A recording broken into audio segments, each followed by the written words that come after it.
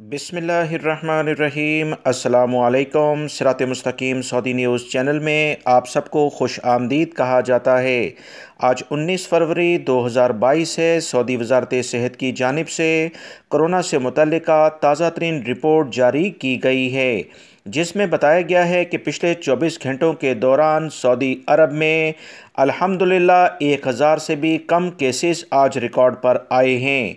997 अफराद पिछले 24 घंटों में सऊदी अरब में कोरोना में मुब्तला हुए हैं, जबकि 1928 अफराद सेहतियाब भी हुए हैं।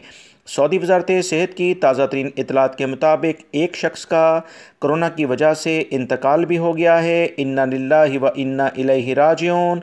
876 अफराद की हालत काफ़ी ज़्यादा ख़राब है। इनके लिए खुसूसी तौर पर दुआ की जाए। बूस्टर डोज लाजमी लगवा लें ताकि कोरोना जल्द अज जल्द ख़ात्मे की जानिब जाए। वीडियो लाइक करके शेयर भी कीजिएगा।